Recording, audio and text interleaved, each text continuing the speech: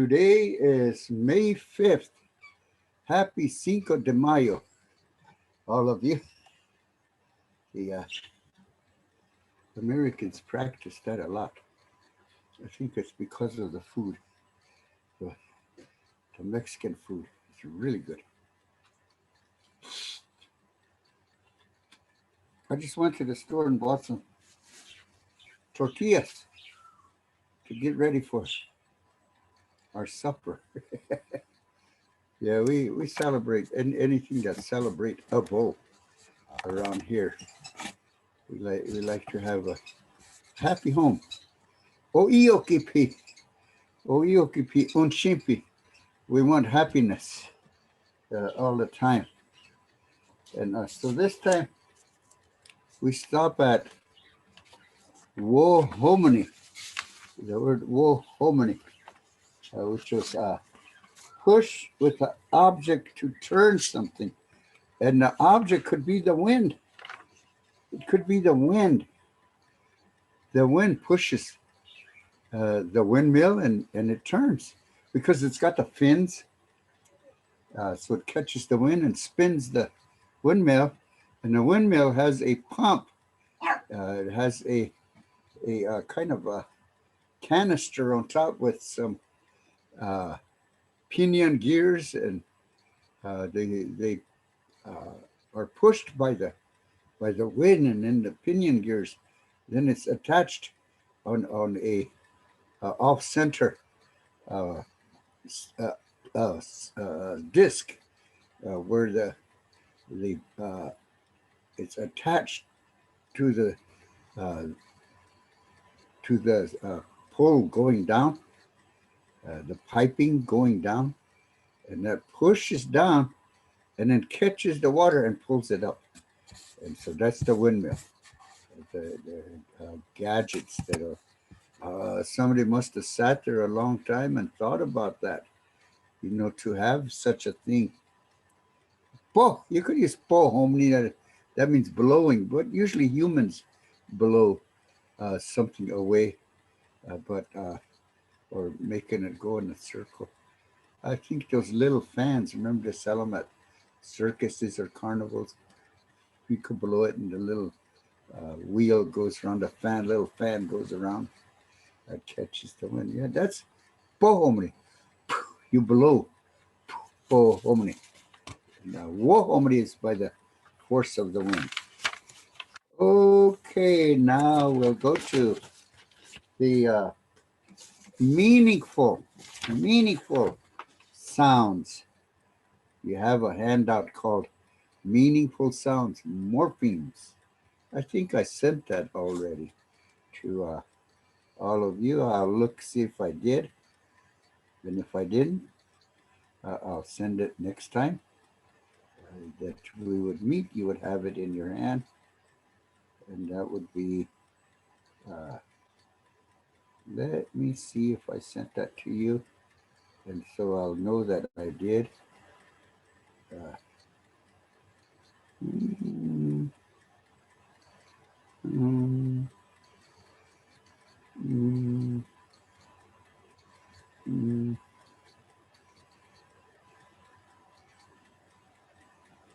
Two words, meaningful sounds. Hmm. Yeah, I did. No, I sent it to a friend. So meaningful sounds. We're gonna skip that until I send you a handout for that. So you'll have it right in front of you. I like to have things available. We have tool words and instrumentation, uh, but no tool words. So we'll have to, let me see if I sent it. Mm-mm.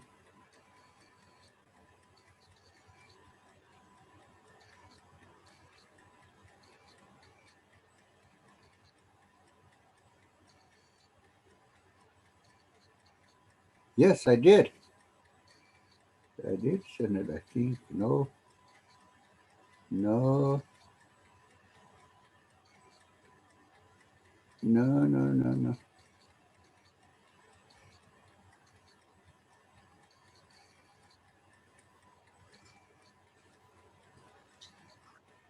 Jerome, Yes.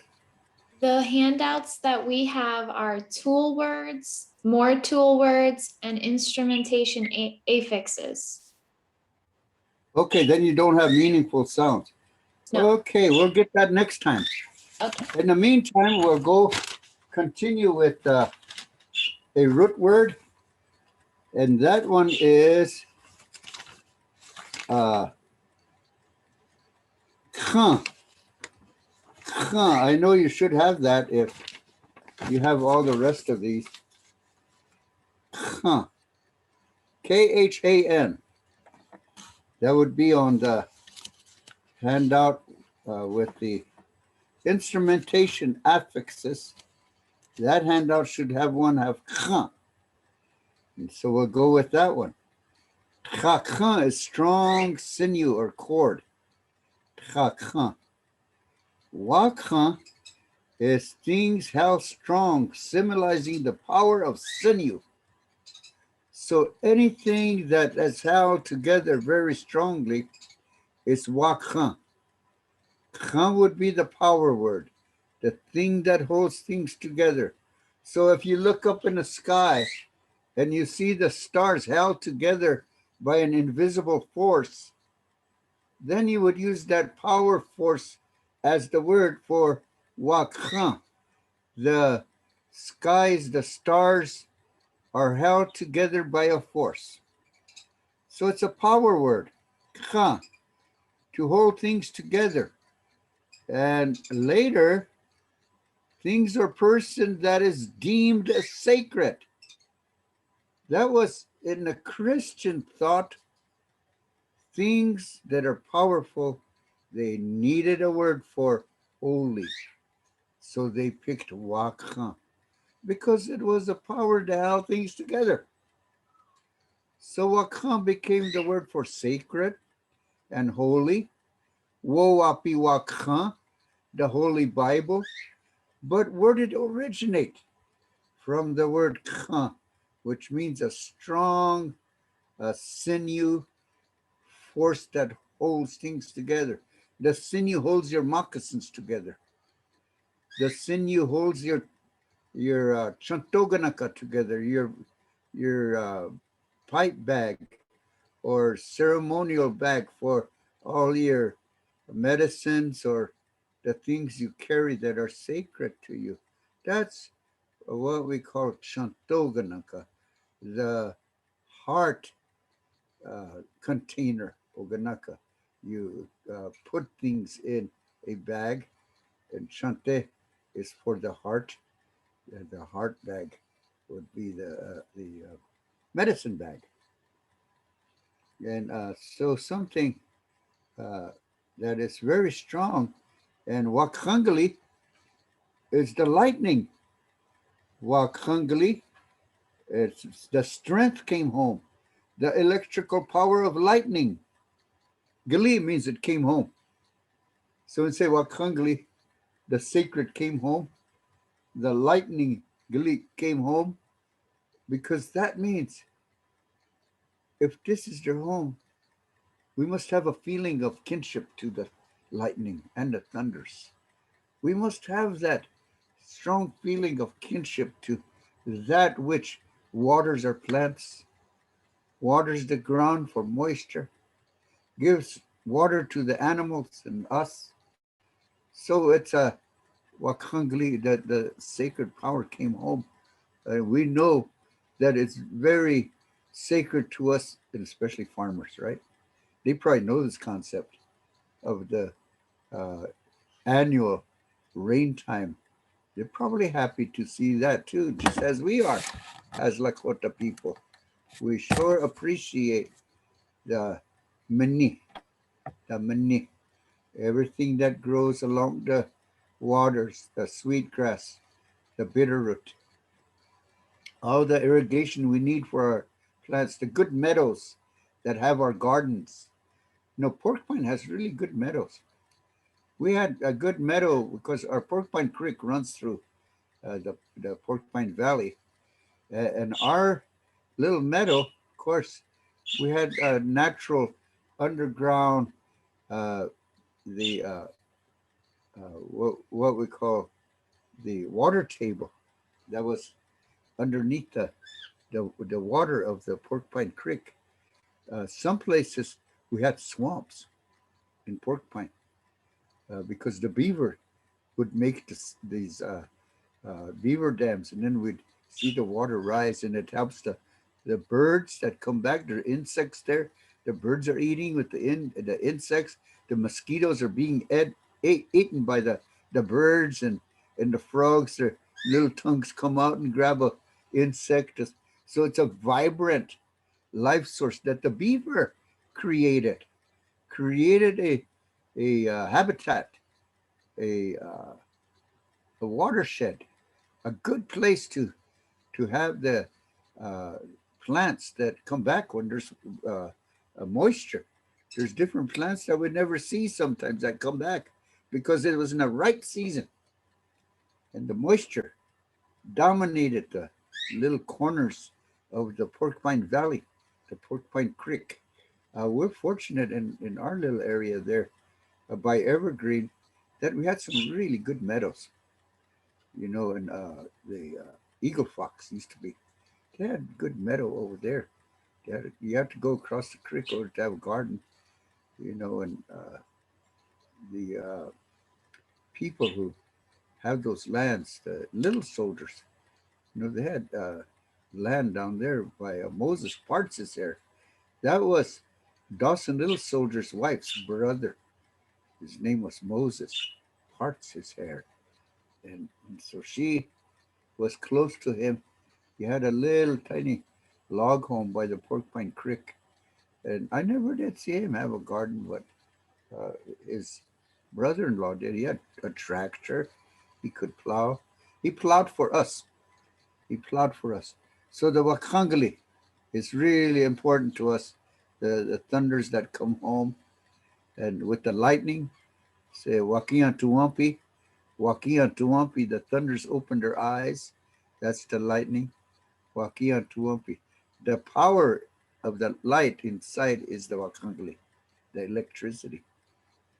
And we use the word Wakangli now for electricity. And so Wakant Khanka, the Great Spirit, Wakant Khanka, we're starting to broaden our words as time went by, and we needed the prayer to the Great Spirit above. We say that everything from above down helps us, the water, the magaju, and the light from the sun, the moon, and its power of the seasons. So everything upward was wakan to us, wakan, the expanse, wakan, and the expanse had a pulse, and the pulse was the pulse of the Creator, the pulse that even makes us to have a pulse in us, our heart that beats constantly, our own pulse, and the earth's pulse, and the pulse of the universe. All of them are connected together to create that vibrant life force. Maybe sometimes it gets little and it expands. Maybe it gets little and expands. You ever get a big button and put a string through it, and then you twirl it and then pull it back and forth? You could feel the power. You could feel that power of that button going back and forth. You could almost feel and know by that feeling the power of a force and pulse of life. That's a good example of the constant motion. And then you're creating it by pulling the string back and forth, making that pulse become a reality by example. And so a lot of things that we do, is for our feeling of being alive. We liven up ourselves by doing things Some people call them rituals. Some people just call them a clever way to play with the button and the string. And also the tops. We make little wooden uh, angled, little wooden angled uh, woods to be able to have a tip, and then we have a string and pull it, and it spins that top, so we could see the power of that, uh, the balance and equilibrium going round and round, and you could keep it going by having that stick, and then there's a leather a thong on it, a little rope on it, and then you could slap that top with that string. Could keep slapping it to keep it going. There's contests like that. See who could keep their top spinning the longest by slapping it and making it spin more. There's games like that, contests, and those are lost kind of because the old timers who made those and kept that culture going, that playing culture of the force and spinning. Nahominy, kahominy is when you hit it to make it spin. Kahominy. That was one of our last words of uh, the morphemes that we use to prefix it with a ka in this case. Ga means hitting. Ga homini. And next we'll go to Wakawichasha, a spiritual man, a person who is very spiritual. Then it would be a Wakawichasha. You know, I just from me, I describe different types of spiritual important people. And one is a Wakan, which are the spiritual man, the holy man, sacred man, because he had gone through many ceremonies and maybe went to many vision quests to have all that meditation to be able to be accumulated in his being, his philosophy of life. The accumulation had then turned around the seventh direction, the seventh sense. When you learn how to filter things that you learn back outward, so you could tell stories, or you could be a teacher because you could filter well. Then you could be a Wakamwichasha or Wakanyuha, Wichasha, has the sacred ways. He's a philosopher. He could explain. He could explain the things that are abstract, complicated, but he could narrow it down in simple language. Lakota is good for that. Lakota in simple language, we all could understand. The whole community could understand. That's why you need a good wahokiza or an announcer to be able to exactly tell what's going to go on in a community and in the village. So we all be equipped and get ready. If somebody's going to visit us, we tell about Henna Upi Ktashke. They said they're going to come. And so we all get ready. One time, Russell Means was supposed to come to the Porcupine Day School to give a speech. And my little sisters came back from school and told Grandma, Russell Means Uktashkel. They should have told her he's going to come to the school. Owayawa Ikta Uktashke. They should say that. But they said, Russell Means Uktashke. She thought he was going to come to our home. And so the day came when he was supposed to come, not to our home, but to the school. But Grandma thought it was our home that he was going to come to. Oh, she made some really good beans and really good uh, that head cheese.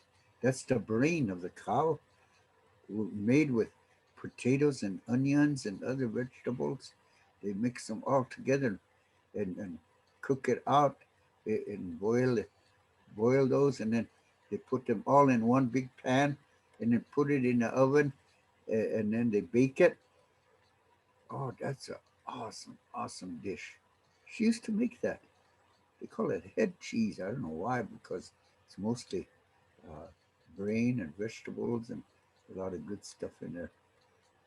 And so she made that, and she made some cakes and pies, and we all came back from school, and there's all this food on the.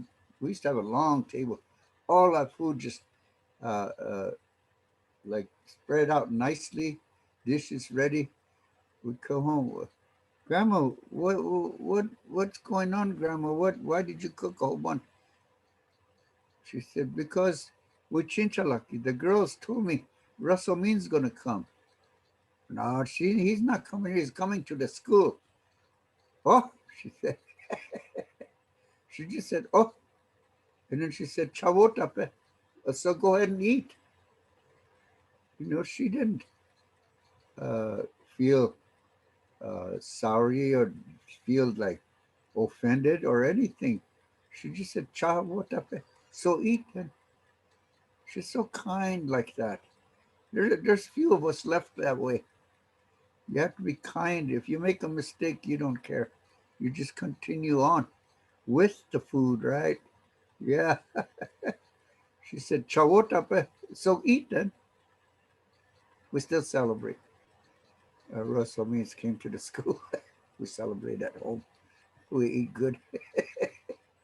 So just remember, you know, a lot of those things that we expend by a sacred thought, sacred by meaning inviting and being kindly and being nice to one another. And that's the whole idea of Lakota, the ally, our responsibilities to one another, the allies. We were always kind people, the Lakota, Dakota, Nakota. It's only when we had the contact with the Europeans that came did we start to have differences. We had argumentation.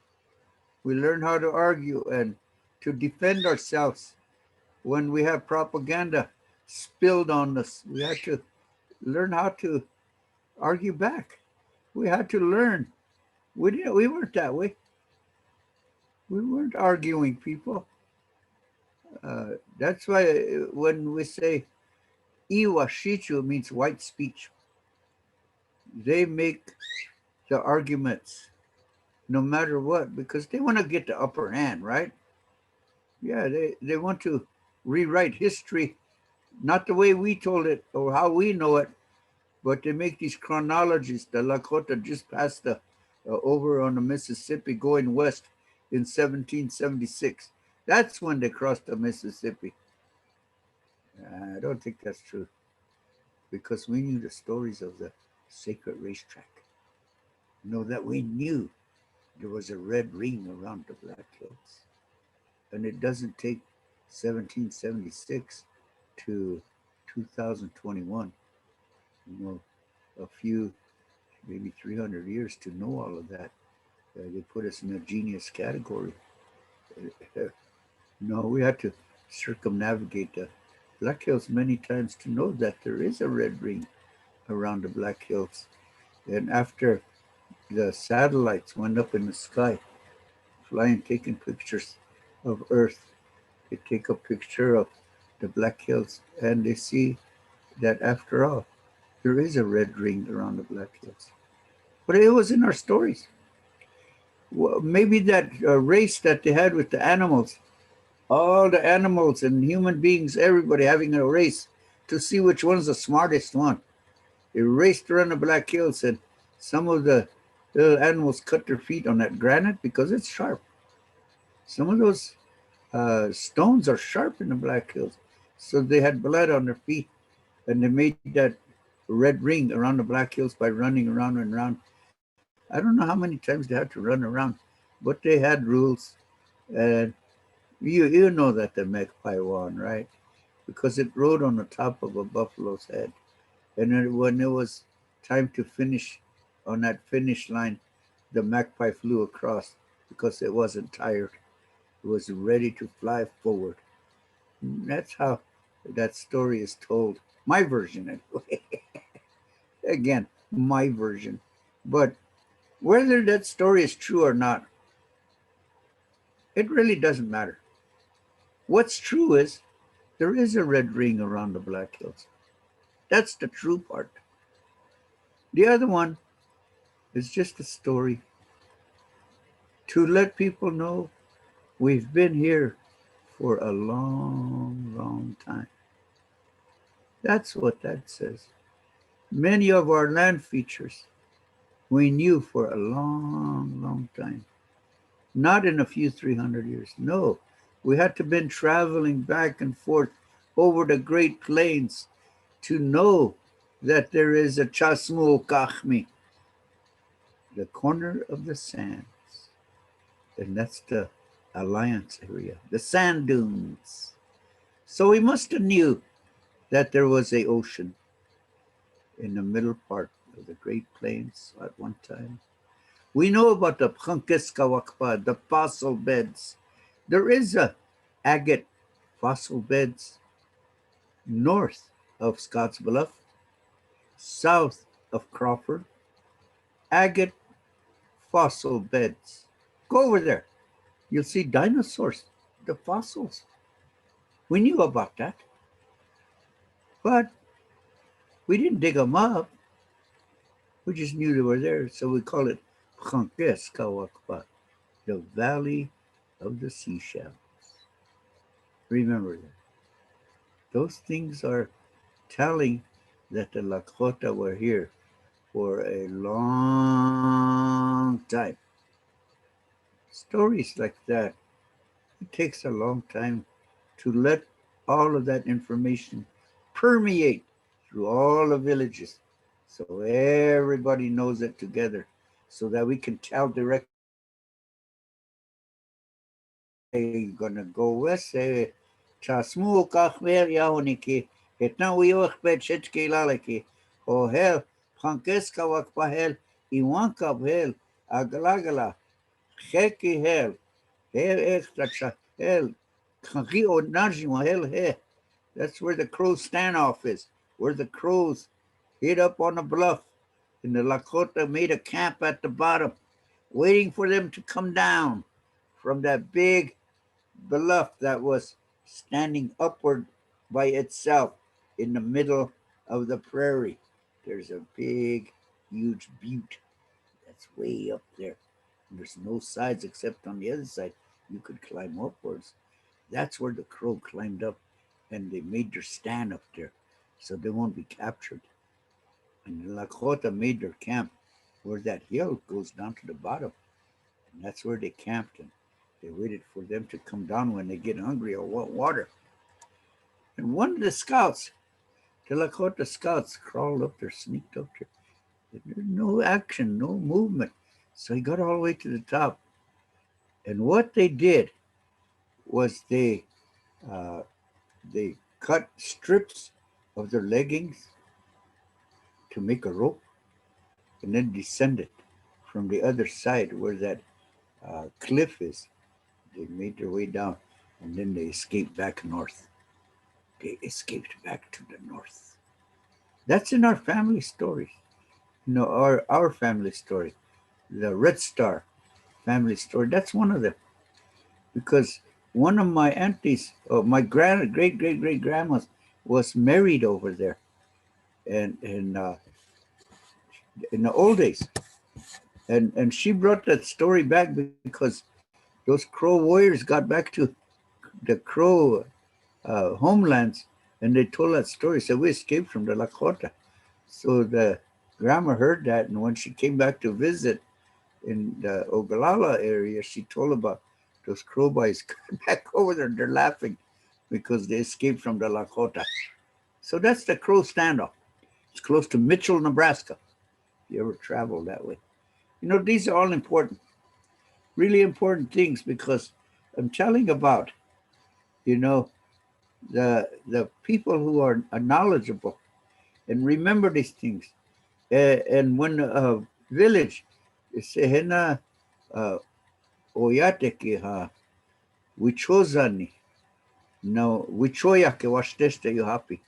Wicho means all of them collectively know the stories.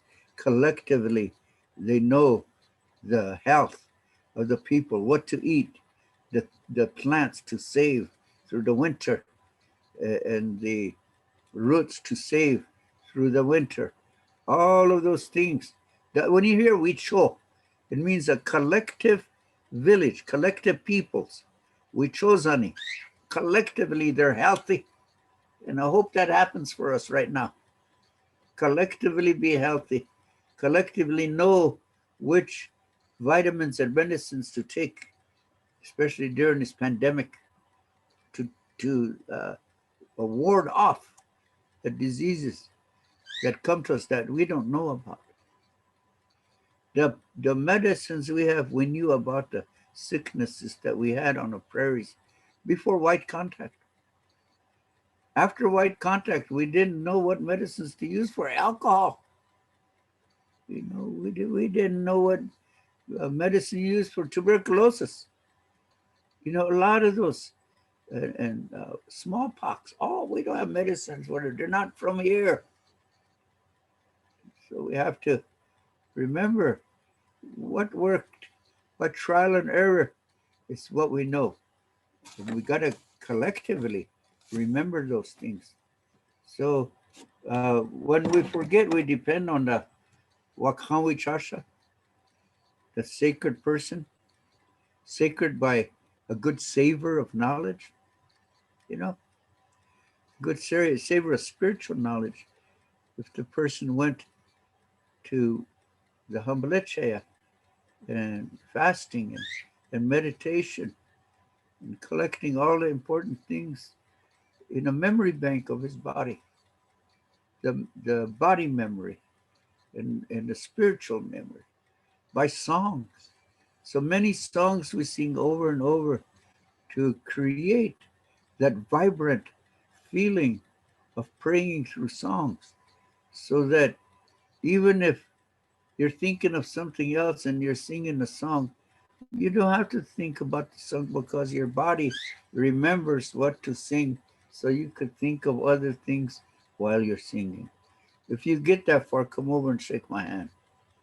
You know, if you could get that far, that you could sing a song without making a mistake about that song, but able to think what to sing next, even knowing the melody of what to sing next, but you're still singing. You could do that. Napea upo. Okay. Next, we go to Shunkawakhan, the powerful, mysterious dog, what we call horse. Shunkawakhan. Okay. So it'll be the strong dog. Shunkawakhan. Or the more, because of the power and its ability to pull things immeasurably heavy, that would be Wakhan. Really strong. And Shunka would be similar to a dog. How is it similar? Well, the word shun actually means the middle feather of the eagle, the tail feather. That middle finger is a shun because it's straight up. Shun. If you wore it on your back, it'd be straight up, and both sides would be equal. The finned feathers on the sides would be equal distance. The same as the horse. It has the ears up, and it could move its ears like this. The donkey too, and the dog too, can move its ears. Those are the shun. The ears sticking up are the shun. And so when we say shunka, ka means similar to having the ears standing straight up. Or for sacred and respectable people, feathers standing up, ears standing up, like the horse and the dog and the donkey. They all have that same word, shunkawakha, shunka, shunshunla, because they have the movable pine, they have movable ears. So that's how that sequence of words that's similar, upward standing ears, shun, shunka, shunkawaka, shunshunla. Shunshunla is a donkey. Okay. Just to fill you in on some of the things that are connected to linguistics. I'm teaching you linguistics to show you how words originate or how we use them.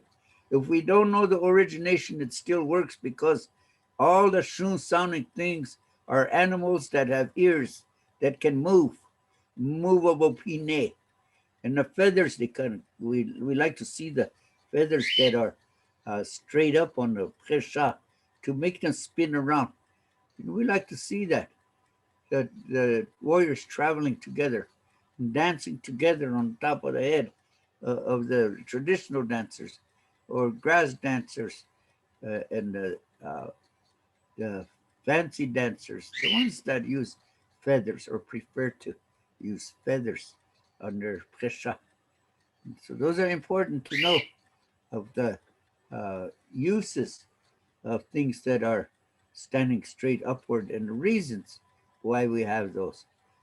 Next is we can. We can.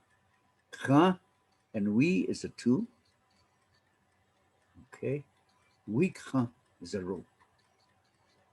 We can is a strong string. We can. And we use them for uh, making our teepees. We tighten the poles in the middle. Use the wika to pull it tight. We use wika for many things. The bridle, the rope to catch the horse. Well, I would like to see a wika that was made out of sinew and braided together, really strong. Later on, we used rawhide too, strips of rawhide braided together to make some reins for the horses. And so it's interesting how we come meaning the strong sinew like material, and then the we means the tool. Okay. Ikan would be the rope that you used to use the horse reins. Wa ikan is the long version of the things that are rope-like. Wa ikan. But later, by use of the language, when the A and the I fused together, wa ikan became wikan. So there's a development of contractions and fusing the language by use. But if you know the origin of how to extend these words wider to get the original deep structure, then wa ikan became we kan. Okay. Once again, using my linguistic knowledge, I created this linguistic knowledge teaching way. And I don't have it written down, so you better be listening. But I have it written, just surfaced. I just have we kan. But I'm telling you the full meaning today. And maybe this handout will be expanded later when it's important to me to tell more about the root words. I will embellish and widen the deep structure of what things really mean. I think it's important to us to know our own origin words, how things are used, implemented, changed to fit a easier way of surface language, how we colloquially speak, everyday language. That's colloquial. Surface, common language is the surface of how we speak generally in public. If you're a public speaker, then you could stretch those out because then you could be accountable. Wa ikam, you would say. Wikam, you would say. Okay, now here we go to what I was saying earlier. Shun, middle tail feather of an eagle. Remember I told you that earlier? And shun, warrior feather worn upright on the back of the head. I told you that. Shun, upward pointed appendage on head of an animal. It's the ears. Okay. Shunka has that. Ears. Shunkawakan has that. Ears. Shunshula has that. The ears. The donkey has the ears too.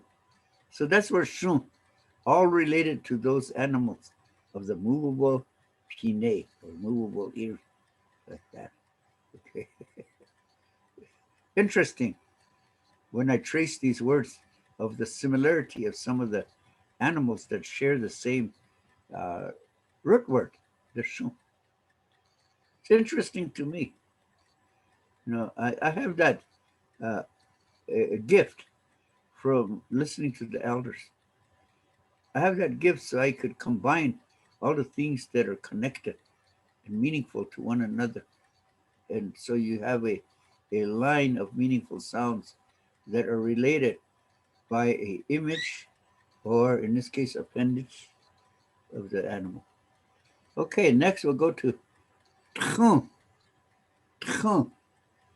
Tchon would be like pus, tchon, or any kind of like syrupy uh, type of uh, the fluid coming out of the body. That would be tchon.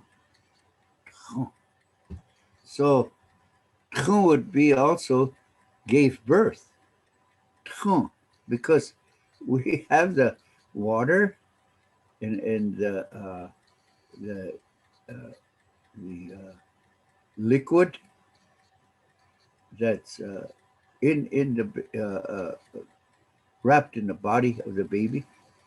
That so when you are born, then you say tchompi. They had given birth. Baby ki tchompi. Okshichala ki tchompi. They gave birth to the baby.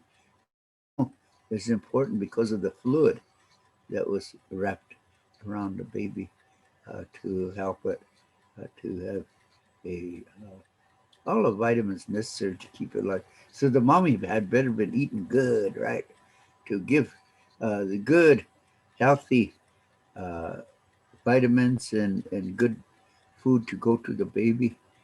And so we sometimes have a responsibility to take food to whoever it is that is going to have a baby. Give them gifts of really good foods and have her see you who you are because the baby has that knowledge of the kindness that people have before it's born. They could recognize voices, but they don't have the picture of the person who's there, but they could recognize songs. That's why it's necessary to the mommies to sing lullabies. And the heart is the natural beat of the uh, beat that is for love. That's why we have the double beat for dancing girl and boy and woman and man, grandpa and grandma. The double beat kind of like a heartbeat. That means you could dance with a girl or hold hands in a round dance. It's for intimacy. That beat. And the intimacy of the baby and the mommy, of the heartbeat that the mommy gives to the baby already knowing that that beat means love. Interesting. For me, for me to say that, it gives me a good feeling that I know about that beat. I'm a singer. I know about love and the love that people have together. I like to witness when a couple gets together first, seeing one another, then they're talking together now, the people would, and then they're walking around together. You know, they walk around the shade, right? You ever go to powwow? Yeah, the couples walking around shade like 100 times. Finally, one day, they're dancing together. They're happy. They're laughing and dancing together. So we're witnessing a development, a development of a relationship, the ideal way. You know, I hope it happens like that for people. What I'm saying, I could say it because it happened for me. For once, I did everything the right way. Before, I didn't have a clue, but now I did everything the right way. I'm unashamed to go out in the center, Kawakipush, because I had to forgive me for all that I did wrong. I didn't know how to live, but now I do. I know how to go to the center now. It's a lonely journey there because I have a lot of friends that couldn't be there. I also have a lot of friends that are there to make heavy commitments, piercing and dancing. It makes me have a lump in my throat when I see a older person pierce and try to break. As a singer, I'd be crying sometimes to hope that he could break, to hope that he could run backwards and break. Sometimes they can't for a long, long time. That's when there's a lump in my throat as I'm singing.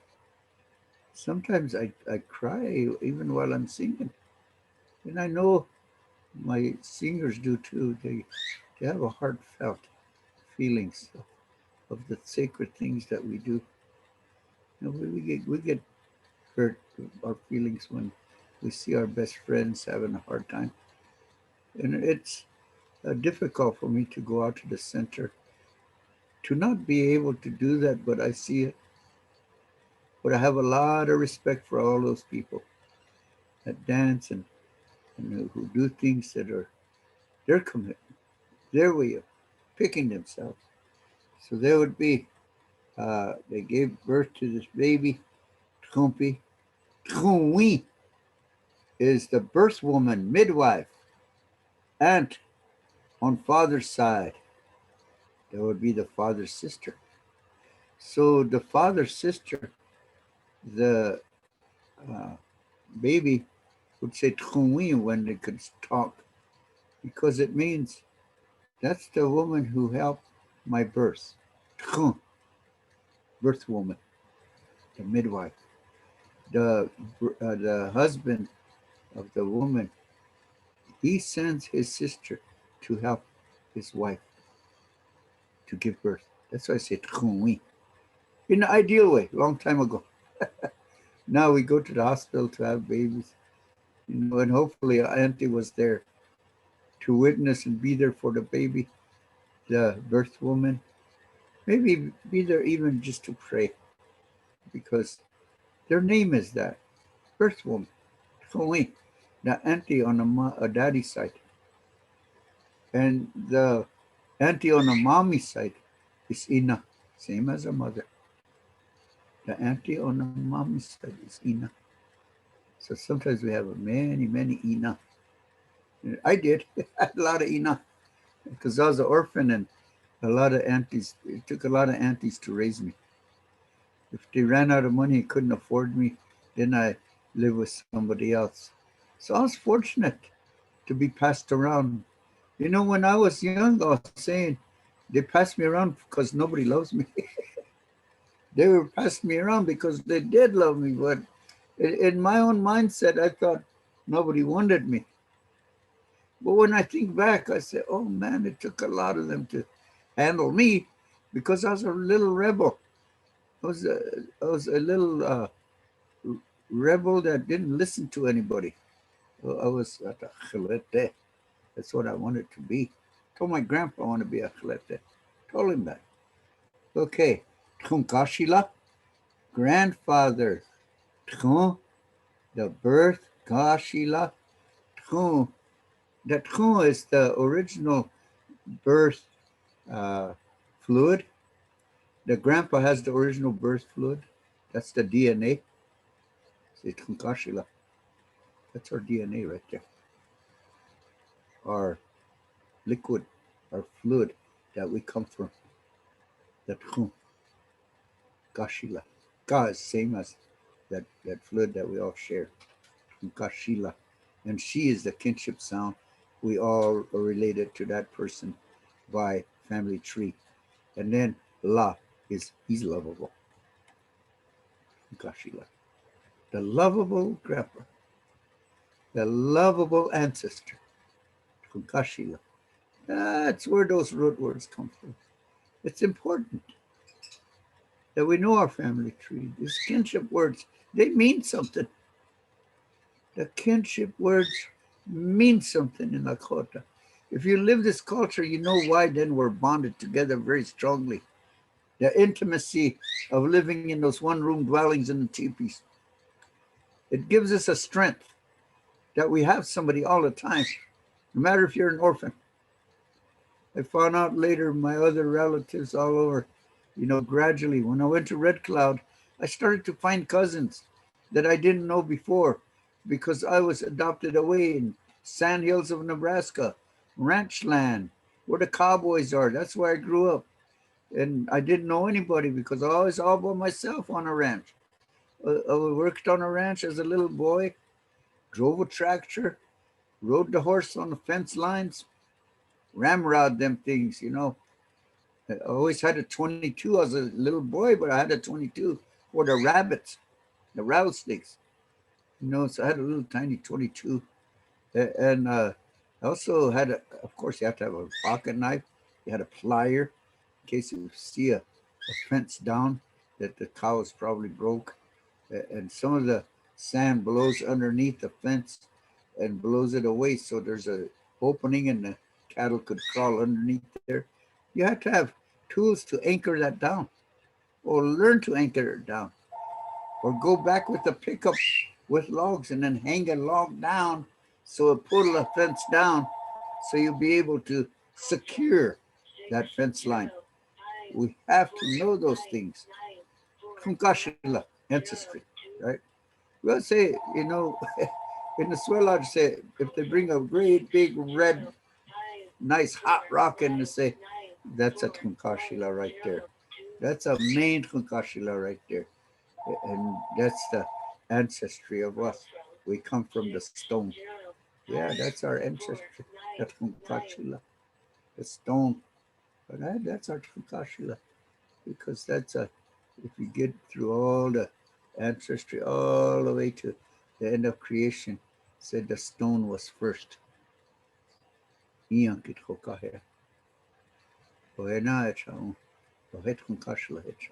That's a grandfather, the first to be here. And from thence, we had evolved into being us. So we had a long line, long time to get here. But it's in our language.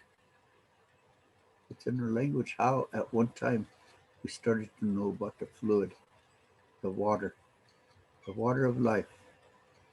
And the water of life was your mommy. That's what brought us forth.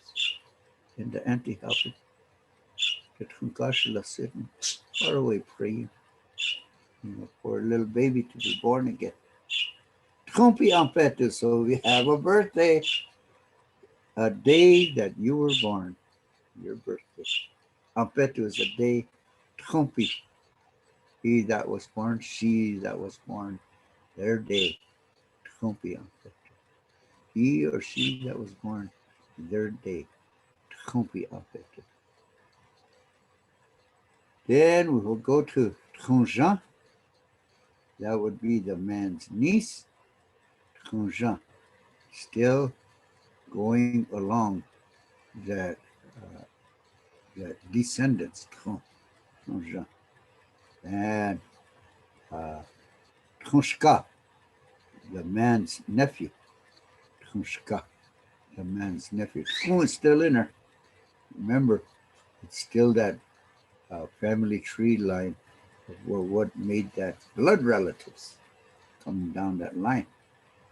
Potron is producing a voice. Ho is voice. Tron is making it be heard. Potron. You produced sound, producing your voice. Potron. Mostly we say that about animals. Potron, he voiced himself. If we sing, we say loin. We sing loin. We say iya, speak iya. Lakota iye. We don't say Lakota wogalake. If you use wogalake, better have some gifts. Wogalake means telling about oneself. That GL is a possessive. Wa ogalake. I'm telling about my accomplishments and things. Ogalake. Wa ogalake. Wogalake. That huge nugget. Wa and o. Wa ogalake. You tell about yourself. You better at least pay the committee something. You know. That's where that originated. The personal deeds. Wa ogalake. Remember that. And so, if you're going to speak Lakota, say Lakota Iwaye. I speak Lakota. Thank you very much for today. Send in your questions if you have any. I'm always available 24/7. Yeah, I am. My phone is on 24/7. Ito kapisnyo pila mayaya pielo. Pila mayaya pielo. Doksha ake wachian kapikito.